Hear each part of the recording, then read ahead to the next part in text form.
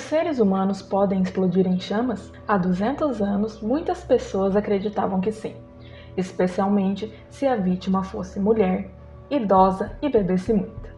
A combustão humana espontânea se tornou uma moda no início do século XIX, depois que uma série de casos foram relatados na imprensa popular, em um período em que as velas eram onipresentes e as roupas muitas vezes altamente inflamáveis.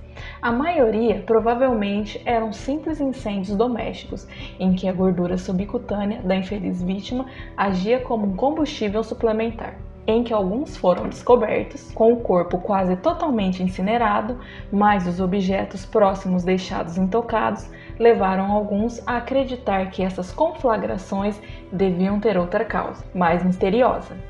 Inúmeras teorias foram apresentadas para explicar o fenômeno, algumas sobrenaturais, outras científicas. Uma das pessoas que acreditavam na combustão espontânea foi Charles Dickens, que até matou Crook, um traficante alcoólatra de Bleak House, por meio de um incêndio que não deixou nada do velho, exceto um objeto parecido com uma pequena tora carbonizada quebrada de madeira.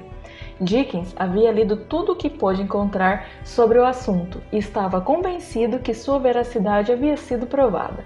Sua descrição da morte de Crook foi baseada intimamente na de uma aristocrata italiana, a Condessa Cornélia de Bandi, que foi consumida por uma bola de fogo em seu quarto. Seu caso foi relatado em 1731 por um clérigo chamado Giuseppe Bianchini e posteriormente traduzido por um famoso poeta italiano e membro da Royal Society, Paolo Rolli. A Condessa Cornélia Bandi, com 62 anos de idade, passou o dia como de costume. Ao cair da noite, ela jantou, conversou com uma de suas empregadas e com seus familiares, mais ou menos por 3 horas, em seu quarto e finalmente adormeceu. Então a porta foi fechada. Na manhã seguinte, a empregada notou que sua patroa não tinha aparecido no horário habitual e tentou despertá-la chamando pela porta.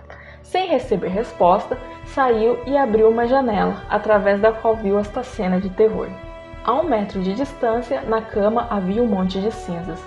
2 pernas intocadas, do pé até o joelho, com as meias. Entre eles estava a cabeça da senhora, cuja metade da parte posterior do crânio e todo o queixo foram reduzidos a cinzas, entre os quais foram encontrados 3 dedos enegrecidos.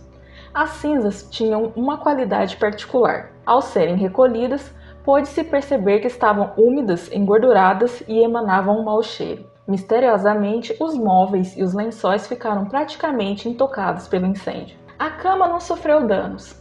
As mantas e lençóis amassadas apenas de um lado, como quando a pessoa se levanta da cama normalmente. Toda a mobília, assim como a cama, estava coberta de fuligem úmida e cinza. A fuligem tinha coberto até as superfícies de uma cozinha vizinha. Um pedaço de pão coberto com a substância foi dado a vários cães, todos os quais se recusaram a comê-lo, dado que provavelmente consistia em gordura corporal carbonizada. Na sala de cima foi, aliás, notado que na parte inferior das janelas escorria um líquido gorduroso, asqueroso, amarelado. O chão também estava coberto por essa substância que não podia ser removida facilmente. Naturalmente, esforços extenuantes foram feitos para estabelecer o que havia causado o incêndio, e várias das melhores mentes da Itália se dedicaram ao problema. Monsenhor Bianchini, descrito como perbentário de Verona, estava convencido de que o fogo não tinha sido iniciado pelos culpados óbvios. Tal efeito não foi produzido pela luz da lamparina a óleo ou de quaisquer velas, porque o fogo comum, mesmo que em uma pilha, não consome a um corpo a tal ponto e teria se espalhado para o restante do quarto. Bianchini também considerou a possibilidade de que o incêndio pudesse ter sido causado por um raio, mas notou que os sinais característicos de tal evento, como marcas de queimados na parede e um cheiro característico, estavam ausentes. O que então causou o inferno? O padre chegou à conclusão de que a ignição realmente ocorreu dentro do corpo da mulher. O fogo foi causado nas entranhas do corpo por eflúvios inflamados de seu sangue, por sucos e fermentações no estômago, pelos muito materiais combustíveis que são abundantes nos corpos vivos, para o uso da vida, e finalmente pelas evaporações de fogo que exalam os depósitos de álcool, conhaques e outros licores quentes na túnica vilosa. é um revestimento interno do estômago, e outras membranas adiposas ou gordurosas.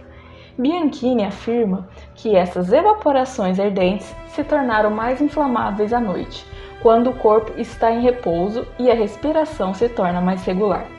Ele também destaca que faíscas às vezes são visíveis quando certos tipos de panos são esfregados no cabelo, efeito causado por descargas de eletricidade estática, e sugere que algo semelhante pode ter acendido as matérias combustíveis dentro de seu abdômen. O fogo, que por ter sido aceso nas entranhas, naturalmente tendeu para cima, encontrando o caminho mais fácil, o que deixou as pernas intocadas. As coxas estavam muito perto da origem do fogo e, portanto, também foram queimadas por ele, o que certamente foi aumentado pela urina e excrementos, uma matéria muito combustível, como se pode ver pelo seu fósforo. Portanto, foi o calor interno e fogo que causou a morte da condessa.